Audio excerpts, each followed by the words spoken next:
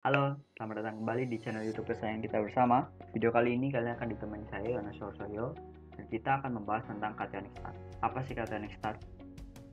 Oke, sebelum kita bahas lebih lanjut tentang cationic start, saya akan menjelaskan tentang bagian-bagian pada video kali ini. Bagian pertama, kita akan membahas start secara umum, mulai dari definisi, sumber, dan jenisnya. Yang kedua, kita akan membahas lebih lanjut tentang apa itu cationic start dan kegunaannya pada industri kertas. Dan di bagian terakhir, kita akan bersama-sama belajar tentang pemasakan cationic start pada proses pembuatan kertas, baik proses secara garis besar dan peralatan-peralatan yang digunakan. Oke, yang pertama yaitu starch. Starch berasal dari saripat jagung, kentang, gandum, dan juga ubi kayu atau tapioka. Awalnya bahan-bahan ini ditumbuk menjadi halus, lalu dicampur dengan air, sehingga tercipta sebuah larutan seperti susu. Kemudian, larutan ini disaring, ampasnya dibuang dan larutan tersebut diuapkan, sehingga tersisa bubuk putih yang sering disebut dengan native starch. Oke, kita sudah mengenal satu jenis starch yaitu native starch. Namun ada jenis-jenis starch lain, karena native starch umumnya tidak digunakan secara langsung pada proses pembuatan kertas. Untuk itu, umumnya starch yang digunakan pada proses pembuatan kertas disebut cationic starch. Apa sih cationic starch? Ya, cationic starch adalah starch bermuatan positif.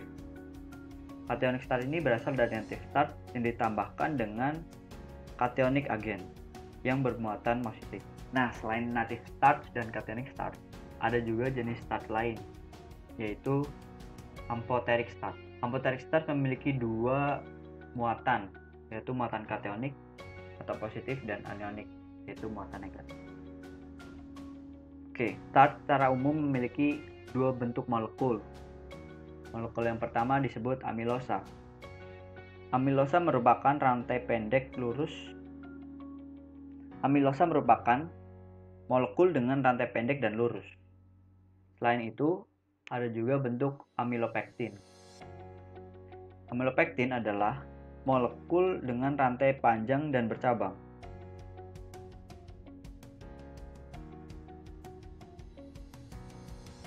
Kedua jenis molekul inilah yang menyusun starch secara umum.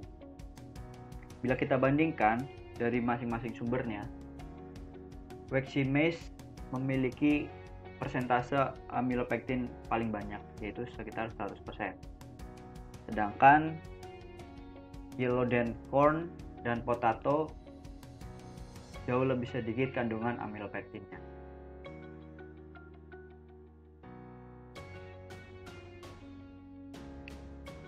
Kita lanjut ke bagian cationic starch. Oke, fungsi dari cationic starch adalah menambah internal bonding. Pada umumnya, proses pembuatan kertas akan ditambahkan filler. Filler ini akan membuat kertas menjadi makin rapuh atau tensile strength-nya turun. Untuk itu,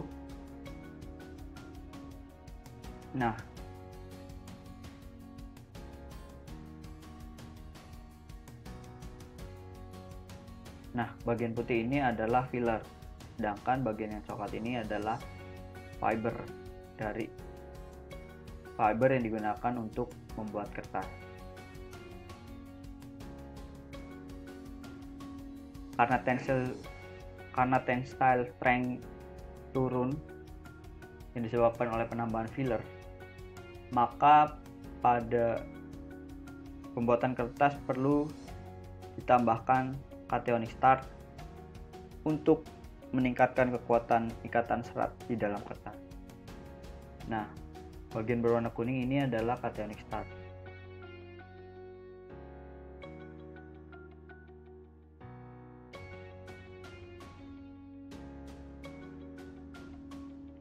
Nah, fungsi dari cationic starch adalah untuk menambah internal bonding. Kenapa perlu ditambahkan cationic starch pada proses pembuatan kertas? Ya, pada umumnya proses pembuatan kertas akan ditambahkan filler. Filler ini akan membuat kertas semakin rapuh atau menurunkan tensile strength kertas. Oleh karena itu, perlu ditambahkan cationic starch untuk meningkatkan kekuatan ikatan antar serat. Gambar kedua adalah serat-serat yang ditambahkan dengan cationic starch yang berwarna kuning, sehingga tensile strength kertas yang dihasilkan akan lebih baik apabila dibandingkan dengan kertas yang tidak menggunakan cationic starch.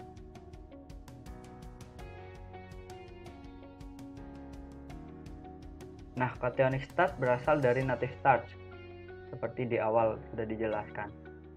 Native starch ini mempunyai struktur kimia yang berantai panjang. Supaya starch ini lebih reaktif, maka native starch ini direaksikan dengan cationic agent, yaitu sebuah bahan kimia yang bermuatan positif.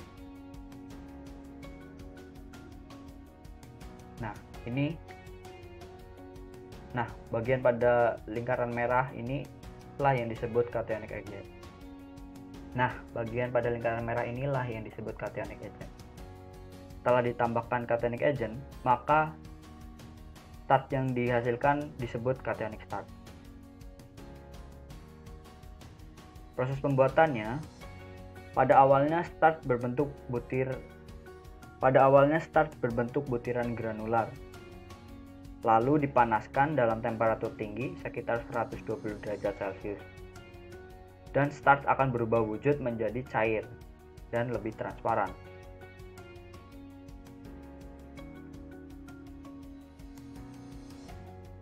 Cationic starch yang bermuatan positif akan berikatan dengan fiber yang bermuatan negatif, sehingga akan memperkuat ikatan fiber dengan fiber yang dibentuk, sehingga cationic starch yang bermuatan positif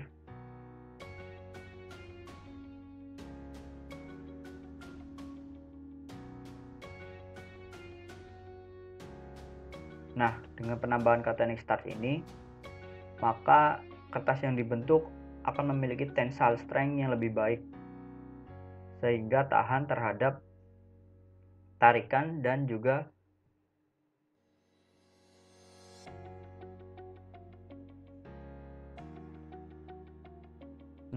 kertas dengan penambahan cationic starch akan memiliki tensile strength lebih baik. Hal ini diperlukan karena pada proses pembuatan kertas akan mendapatkan tarikan saat digulung atau sepanjang proses pada paper machine. Selain itu, kertas juga lebih tahan ketika dilakukan proses printing karena kertas dengan cationic starch lebih tahan terhadap tarikan ketika di dalam proses printing, sehingga kertas tidak terbelah. Oke, selain cationic agent yang ditambahkan pada proses pembuatan cationic starch, pada proses ini juga ditambahkan NaOH. NaOH digunakan untuk mempercepat reaksi starch dan bahan cationic tersebut. Selain itu, H2SO4 juga ditambahkan untuk mengontrol pH pada larutan yang akan dihasilkan. Larutan ini akan disirkulasi selama 16 jam dengan pH reaksi sebesar 11 dan suhu dijaga pada kondisi 35 derajat Celcius. Bagian selanjutnya yaitu pemasakan cationic starch. Secara garis besar, ada beberapa peralatan yang digunakan pada proses pemasakan cationic starch. Yang pertama yaitu dusting filter, hopper dan blower, starch silo, screw conveyor and mixing tank, cooker, storage agitator, pump, dan filter. Secara garis besar, proses pemasakan cationic starch menggunakan beberapa peralatan. Yang pertama yaitu dusting filter. Yang kedua adalah hopper dan blower, starch silo, screw conveyor dan juga mixing tank, cooker, storage agitator, dan juga pump serta filter. Kita akan bahas satu persatu peralatan tersebut. Yang pertama yaitu dusting filter. Dusting filter dipasang di atas hopper, dan juga di atas start silo. Dusting filter ini digunakan untuk menangkap dust ketika meloading starch atau mentransfer starch ke mixer. Nah, bagian dusting filter ini terdiri dari filter dan juga exhaust fan.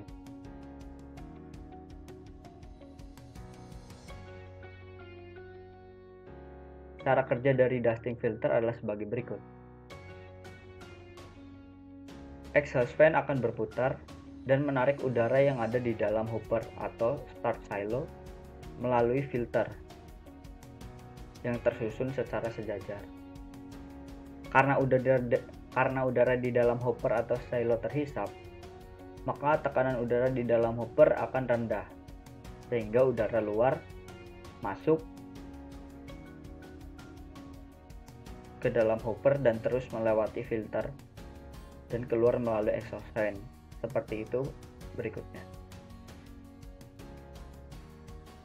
Dengan demikian, udara dari luar akan mengalir ke dalam hopper dan selanjutnya akan melewati filter kembali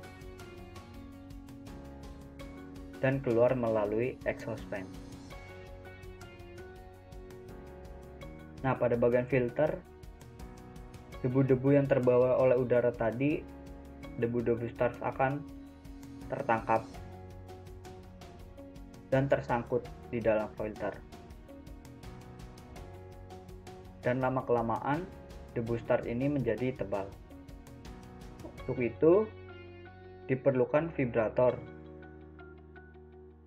Vibrator ini akan dinyalakan secara berkala untuk menggetarkan filter, sehingga debu starch yang menempel atau tersangkut pada filter akan jatuh kembali ke dalam hopper. Seperti itulah cara kerja dusting filter. Nah, peralatan berikutnya adalah hopper dan blower.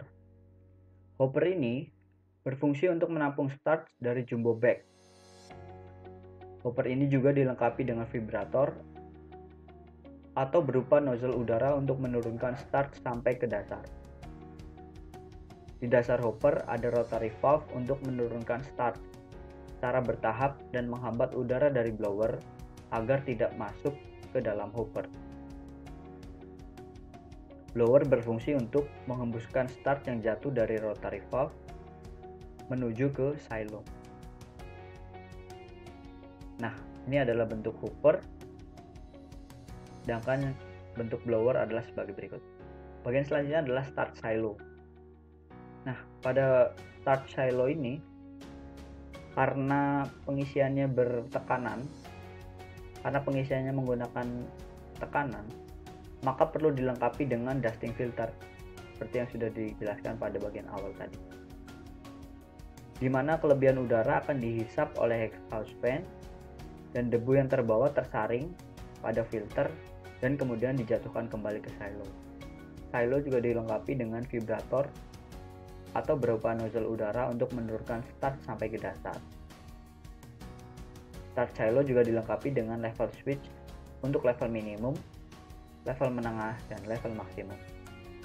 Umumnya, sekarang banyak dipakai transistor ultrasonic pada start silo. Bagian selanjutnya yaitu screw conveyor dan mixing tank. Ini adalah gambaran dari screw conveyor. Screw conveyor dan mixing tank memiliki sistem interlock. Screw conveyor akan berputar ketika level pada mixing tank sudah terpenuhi atau ketika mixing tank siap beroperasi. Nah, suasana di dalam screw conveyor sendiri tidak boleh lembab. Hal ini dikarenakan kelembapan bisa membuat starch sulit jatuh ke mixing tank, yang lama-kelamaan membuat starch di dalam screw conveyor memadat dan dapat menyebabkan motor trip. Apabila terus dipaksakan, jalan screw conveyor ini akan bisa mengakibatkan bengkok pada screw conveyor karena beban yang berlebihan. Dan di dalam mixing tank akan terus berputar untuk mengaduk larutan starch tersebut menjadi seragam dan mencegah terjadinya gumpalan starch. Air yang digunakan pada mixing tank biasanya menggunakan fresh water dengan suhu sekitar 30 derajat Celcius. Bila banyak starch yang menggumpal pada bagian ini, maka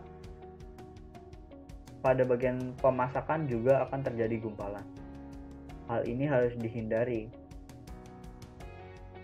karena gumpalan akan tersangkut pada filter dan lama-kelamaan filter dapat tersumbat. Jadi, sangat penting pelarutan yang sempurna pada mixing tank untuk dijaga, sehingga quality dan quantity starch yang dihasilkan dapat diatur dengan baik. Nah, bagian selanjutnya yaitu cooker. Cooker berfungsi untuk memasak larutan starch di mana starch berubah bentuk dari bentuk butiran menjadi bentuk cairan. Gambar ini menunjukkan bahwa semakin meningkatnya suhu, maka starch akan berubah dari butiran menjadi bentuk yang lebih cair. Pada sistem lama, pemasakan starch dilakukan secara konvensional, di mana larutan suspensi starch akan dimasak dengan mencampurkan steam secara langsung di dalam tangki yang berukuran cukup besar. Nah, steam pada gambar ini digambarkan dengan warna merah. Hal ini dapat menimbulkan hammering yang sangat merugikan karena merusak komponen-komponen pada cooker tersebut, sehingga meningkatkan biaya maintenance. Selain itu, sistem lama ini juga memiliki kekurangan, yaitu pemasakan yang tidak efisien. Kenapa? Karena banyak energi yang dilepas ke lingkungan dalam bentuk kalor. Nah, sekarang ini digunakan sistem yang baru seperti pada gambar berikut ini, di mana sistem baru ini disebut dengan jet cooker. Pada jet cooker, steam akan dicampur dengan larutan starch demikian rupa di dalam hydroheater sehingga suhu larutan starch naik dengan cepat. Hal ini dapat menghindari hammering sehingga kerusakan equipment sangat minim. Pada gambar ini steam supply masuk dari sebelah kanan atau pada gambar yang berwarna merah, sedangkan larutan starch masuk dari sebelah kiri. Ketika di bagian inilah larutan starch akan dimasak dengan menggunakan panas dari steam. Nah, selanjutnya larutan starch yang panas ini akan melewati pipa-pipa yang berkelok-kelok, sehingga waktu lamanya starch berada di suhu yang panas akan cukup lama. Waktu ini disebut dengan cooking time. Panjangnya pipa akan disesuaikan dengan flow starch yang lewat, sehingga cooking time-nya dapat juga diatur dengan tepat. Starch akan keluar dari ujung pipa dalam bentuk cair yang transparan. Temperatur cooking lebih tinggi, yaitu sekitar 120 hingga 125 derajat. Pada bagian ini, viskositas ditargetkan mencapai 120 sampai 150 centipoint. Oke, kita lanjut ke peralatan selanjutnya, yaitu storage and agitator. Starch yang keluar dari jet cooker selanjutnya akan masuk ke flash chamber sebelum masuk ke storage tank. Hal ini dimaksudkan agar sisa steam akan keluar dan starch yang masuk ke dalam storage tank menjadi tidak bertekanan. Di flash chamber juga ditambahkan air untuk menurunkan konsistensi starch sebelum masuk ke storage tank. Dengan menambahkan dilution, suhu starch juga akan turun ke temperatur sekitar 70-80 derajat Celcius. Dengan demikian, pemasakan starch akan berhenti. Nah, pada bagian ini, agitator juga dijalankan, gunanya untuk menjaga starch agar tidak membeku dan menjaga suhu tetap merata. Oke, bagian terakhir yaitu pump dan filter. Umumnya, pompa yang digunakan pada proses pemasakan jenis pompa screw pump. Hal ini karena screw pump memiliki kestabilan flow, kontrol, dan tekanan. Screw pump ini terdiri dari stator dan juga rotor. Selain itu, ada juga bagian filter pada masing-masing pompa. Nah, filter ini terbuat dari steel. Oke, kita sampai di bagian kesimpulan pada video kali ini. Yang pertama, kesimpulannya adalah starch berasal dari saripati jagung, kentang, gandum, dan juga ubi kayu. Kesimpulan yang kedua, Cationic starch berfungsi untuk menambah internal bonding pada kertas. Dan kesimpulan yang terakhir adalah berbagai peralatan digunakan pada sistem pemasakan cationic starch. Nah, sekian tadi video tentang cationic starch. Semoga video ini bermanfaat. Oke, sekian dan sampai jumpa di video selanjutnya.